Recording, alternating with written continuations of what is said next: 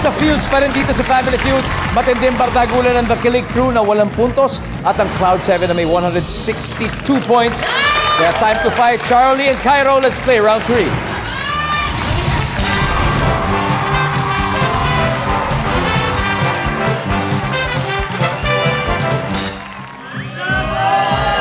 Grabe.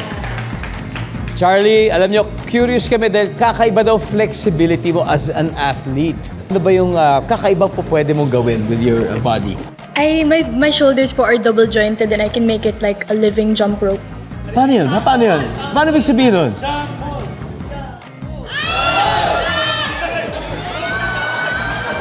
Wow! Ang galing! Grabe! Tawag dyan na double jointed. Double jointed po on both my shoulders. Galing, grabe.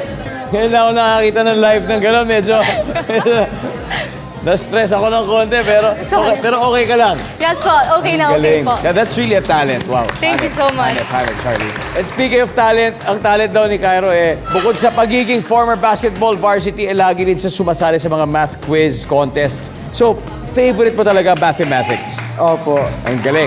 Eto, may sample question. What's the square root of 20,449? 143. Correct. 143.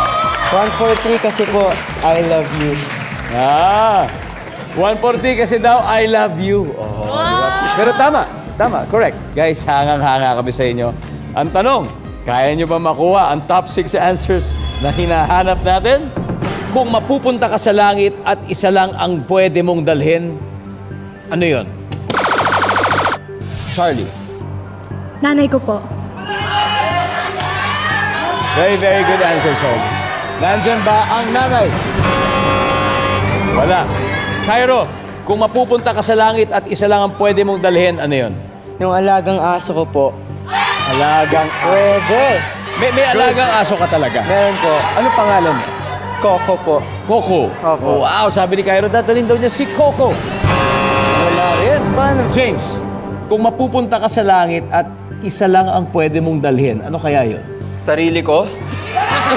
James? Tara, punta tayo langit. Survey. Wala. Ako na to. Oh, Wala, Egypt. let's go to Egypt. Gadget ko po. Gadget. Tama. Nandiyan ba ang gadget? Egypt. Pass or play, Egypt? Play. Let's play round 3. Come on. Lucas, kung mapupunta ka sa langit at isa lang ang pwede mong dalhin, ano kaya yun? Pagkain. Pagkain. Nandiyan ba ang pagkain? Wala. Johan, kung pupunta ka sa langit at isa lang ang pwede mong dalhin, ano yun? Kabutihan. Kabutihan. Gusto ko yung mga sagot na ganyan, ha? Nandyan ba, guys, ang kabutihan? Wala. Cairo, kung pupunta ka ng langit at isa lang ang pwede mong dalhin, ano kaya yun? Sasakyan. Car. Kotse. Kotse. Ano kayong gagawin sa kotse doon? Wala ko nag-drive. Mukhang magandang kotse yata meron siya dahil gusto niyang dalhin ang kanyang kotse. Kilig Crew. Okay, this is your chance to steal. Isa pa lang nakukuha, James. Meron pa tayong 5 on the board. Kung mapupunta ka sa langit at isa lang ang pwede mong dalhin, James, ano kaya yun? Pera ko. Pera. Charlie. Jowa po. Jowa? Winona. Siyempre ako, damit ko. Damit. Okay, Aidan. Tingnan mo ha, isang tama sagot lang ang kailangan natin. Kung pupunta ka sa langit at isa lang ang pwede mong dalhin, ano yon, Aidan?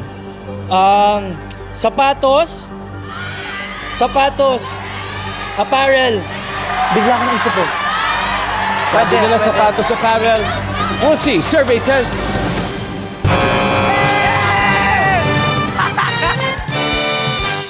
Wala na naman. Tignan natin yung mga hindi nakuha. Madami-dami ito. Number 2. Number 3. Number 4. Sabi nga sa langit, wala nang beer eh. Walang beer, kaya kailangan magdala. Number 5. Grocery. And finally, number 6. Sinadjust din. Anyway, etong scores after 3 rounds. Kilig Crew, wala pang puntos. Pero siyempre, ang Cloud 7 may 226 points na.